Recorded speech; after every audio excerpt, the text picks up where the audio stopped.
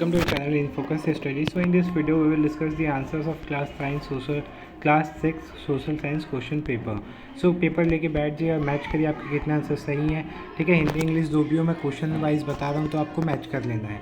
ठीक है, सो जो पहला क्वेश्चन था इसमें पूछा था भारतीय ग्रामीण क्षेत्र में डैश को लोकतांत्रिक सरकार का प्रथम स्तर के रूप में जाना जाता है। तो gram panchayat option A is correct. Second है नगर पालिका के चुनाव साधारणतः कितने वर्षों में होते हैं। तो नगर पालिका के चुनाव जो होते हैं वो आपके 5 वर्षों में होते हैं, 5 ईयर्स राइट आंसर। सूर्य से दूरी के अनुसार तो इसका जो राइट आंसर है वो बुध हो जाएगा, मरकरी जिसको बोलते हैं।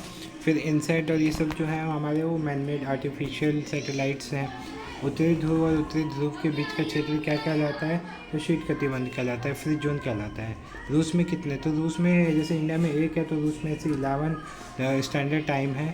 ठीक है, निम्नलिखित में से कौन सी नदी अरब सागर में गिरती है। तो गंगा बंगाल की खाड़ी में, ब्रह्मपुत्र बंगाल की खाड़ी में, तो महानदी का नहीं पता मुझे, बट नर्मदा जो है वो गिरती है आपके अरब सागर में।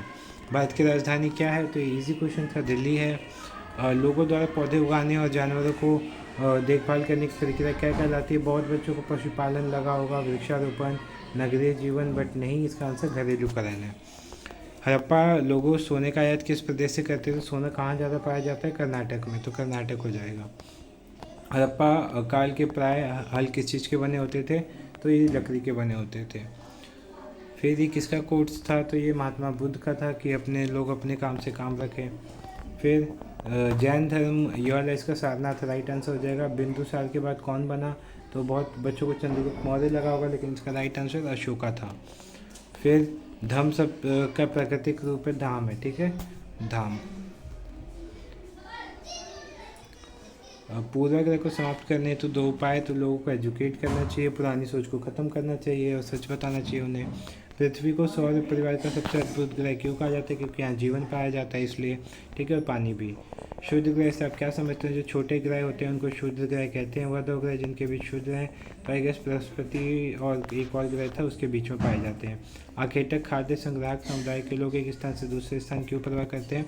एक जगह वो अपना मतलब क्या करते हैं, फसल उगाते हैं, फिर उसे जला देते हैं, जलाने में जो टाइम लगता है तो दूसरी जगह चले जाते हैं। ठीक है, तो ये क्वेश्चंस थे। बाकी लॉन्ग क्वेश्चन है।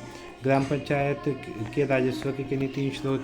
ग्राम पंचायत का जो इनकम होती है वो कहाँ से आती है। फिर ग्राम पंचायत के कोई 3 काम बताने थे। अशोक ने धम्म महामात नामक अधिकारियों की नियुक्ति क्यों की थी। मौर्यकालीन पाटलिपुत्र नगर का वर्णन करना था। नगर निगम के कार्य बताने थे, उनके आय कहाँ से आते हैं वो बताने थे। फिर प्रायद्वीपीय पठार इंपॉर्टेंट क्यों होता है, उसकी विशेषताएं बतानी थी।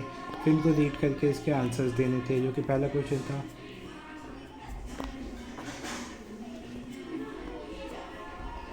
ठीक है, अफसाना की माँ का कथन, उसकी तीन बहनें, फिर भी उसे काम करना है, क्या दिखाता है। ठीक है, जैसे अफसाना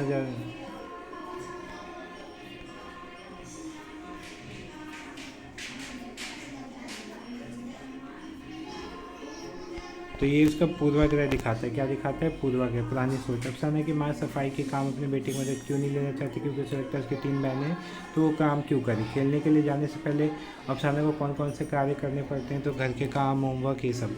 ठीक है, फिर आफरीन ने बताया कि उसके पिताजी, तो आफरीन के पिता कौन कौन से खेल खेलते थे। तो बास्केटबॉल के बन सकते थे। ठीक है, फिर खुशनगर किस बास्केटबॉल एसोसिएशन से जुड़ी थी। तो इसका आंसर ये रहा, नागपारा बास्केटबॉल एसोसिएशन। फिर आफरीन ने अपने पिताजी के बारे में क्या क्या बताया। तो इसमें सब ढूंढ के लिख सकते थे। फिर उज्जैन और शामीर पृथ्वी के बारे में बात कर रहे थे। ठीक है, तो सिंपल ग्लोब क्या है। तो ग्लोब जो है जिसमें हमें क्या बताता है, स्थितियाँ बताती हैं कि कौन सा देश, कौन सा राज्य, कौन सा शहर, कौन सा प्रदेश कहाँ स्थित है। उज्जैन के स्कूल में कौन आने वाली थी। उज्जैन के स्कूल में कौन आने वाली थी। तो यहाँ पे देखते हैं सुनीता विलियम्स आने वाली थी। ठीक है, फिर अंतरिक्ष के बारे में बताइए। तो अंतरिक्ष के बारे में आपको एक्सप्लेन करना था। हड़प्पा कहाँ है। तो ये पाकिस्तान में स्थित है आज के टाइम पे।